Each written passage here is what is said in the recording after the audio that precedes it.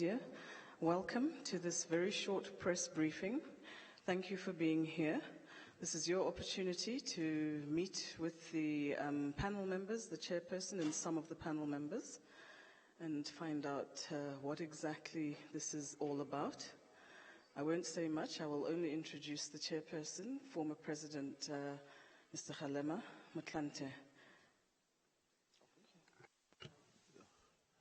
Thank you very much.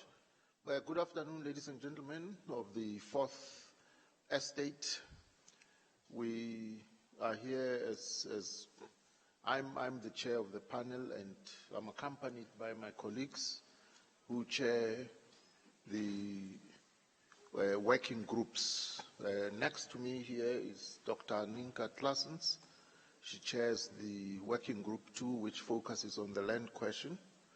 And in the middle is the Dr. Olive Shisana. She chairs working group 1, which deals with the triple challenges of poverty, unemployment, and inequality, as well as the creation of an equitable distribution of wealth. And to the left is Judge Navi Pillay. She chairs the working group 3, which focuses on nation building and social cohesion. And so we'll have an interactive session. We'll field questions from yourselves, because if we are to take you through all what we've been doing, it could take forever until plenary reconvenes. So I think it's best to respond to specific questions from your side. Thank you. Thank you, Chairperson. Colleagues from the media, we're going to go straight into asking questions. So please feel free to ask whatever you like. And I'll take 3 questions at a time. And if you could please remember to introduce yourselves and introduce your media house, we'd appreciate it. Thank you. We can start there, sir, and then on to you. And then another one, a 3rd question? Okay, so we'll go in that order.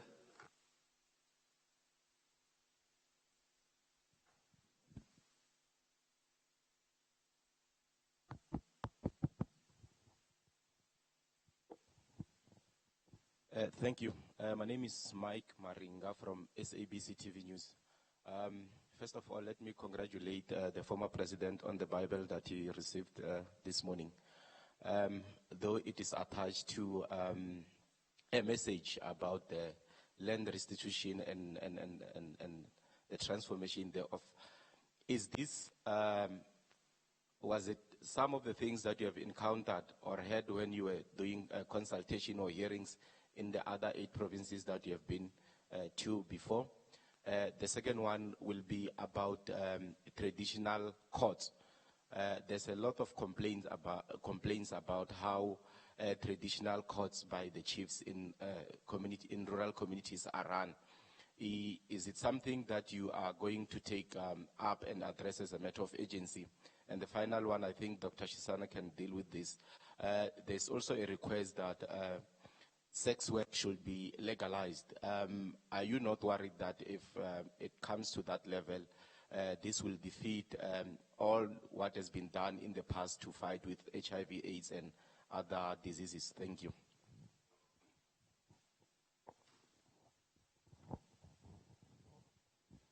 Good afternoon. My name is Komojo Mabelane. I'm from Capricorn FM. I just wanted to find out what powers this panel actually has, if it's going to listen to people's issues and report back to Parliament. What role are you going to play in seeing that all these issues that are being raised are actually implemented? Our people. So that's you know, the land issue has been consistently raised throughout all provinces we've visited. And the question is presented in different ways with different emphasis. The issues are common. That in certain cases we find that families who in the olden days put the resources together and purchased a farm or two, when they applied for restitution, they were now clubbed together with people whose names did not appear on the title deeds, and all of them are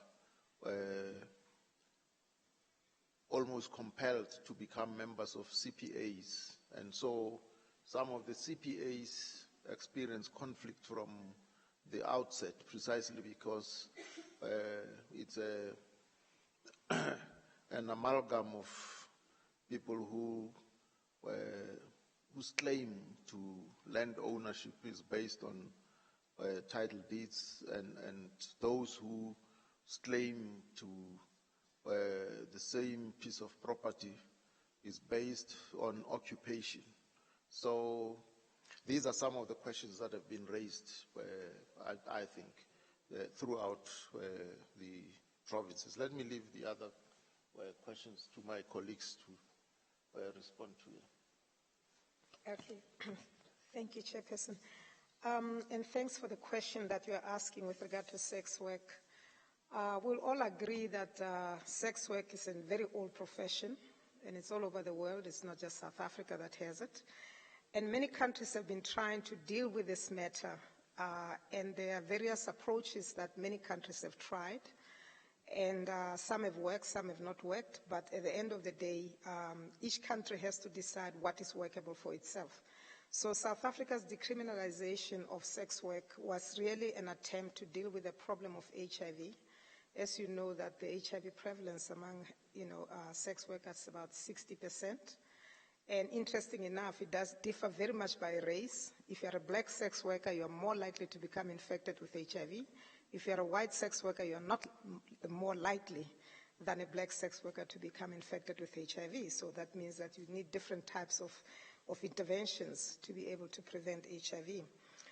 Now, I would say that the question of decriminalization in South Africa with regard to sex work, it's something that needs to be researched. I understand the Law Commission in South Africa has been looking at this, and hopefully they'll be producing their reports so that we can debate in an informed manner.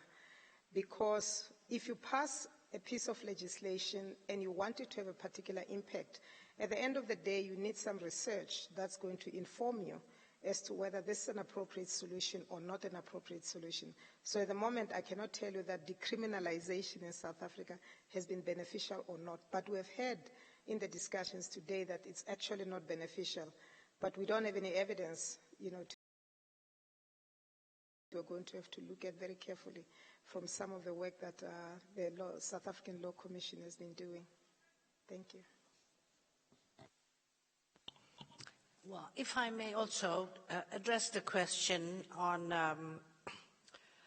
these sex workers. I thought the presentation today was very, very convincing.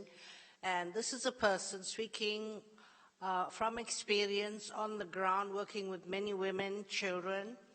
And her argument was that it would be a retrogressive, a backward step to decriminalize, and she made the point that it has not been a success, for instance, in New Zealand to stem HIV and particularly to stem trafficking.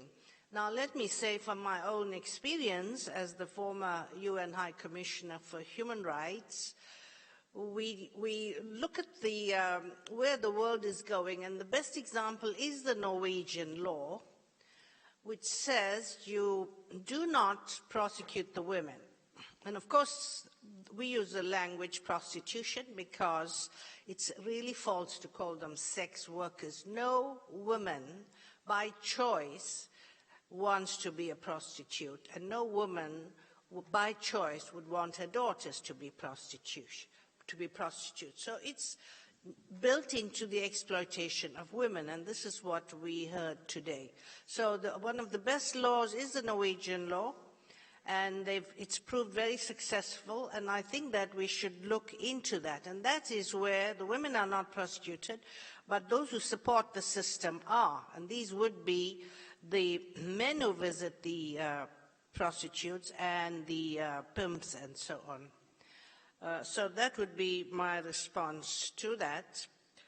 I think a more worrying problem is the huge incidence of child abuse and trafficking, and that's all knitted under these sexual crimes. The emphasis should be on protection of the women and girls.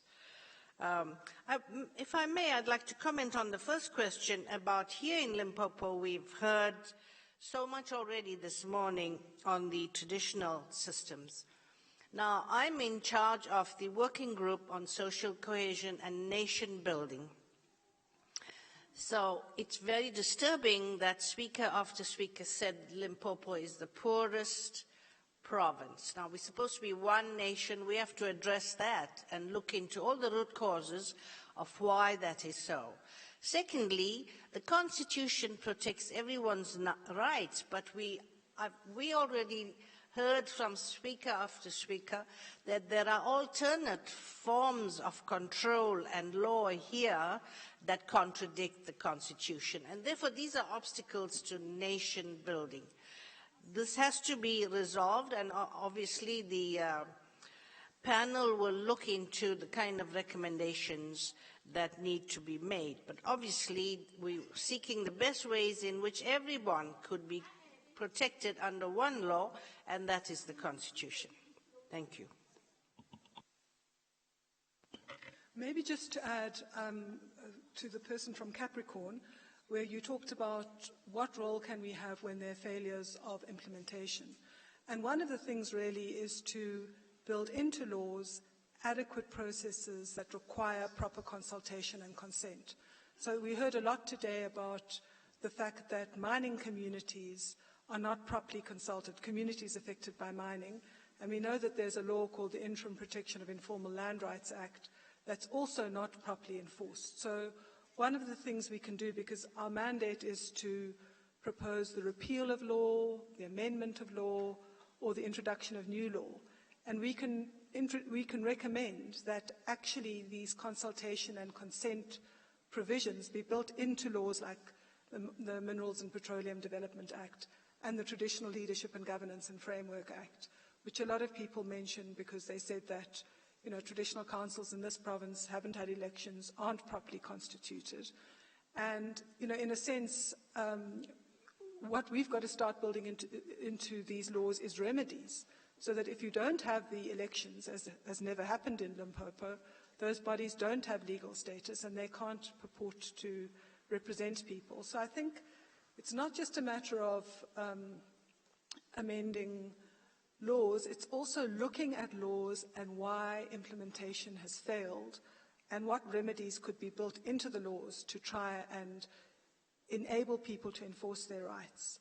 And then just to build on what Judge Pillay said about social cohesion, you know, we've heard a lot of stories throughout the country about restitution actually leading into ethnic conflicts. These ideas of going back in time and these historical land claims, and a lot of problems to do with, you know, is this a Tsonga claim, is this a Venda claim? And so those are kind of dangerous divisions. And I think we'll be looking at the Traditional Courts Bill very, very closely to see whether it contributes to those kinds of divisions and their dangerous outcomes. Thank you, members of the panel. If there's one last burning question that hasn't been asked, I'll allow just the one. We are under the pressure of time. We have to start with the afternoon session. Is there one more question from the media? Are we okay? Thank you very much to our esteemed panel, and thank you to the media for being here.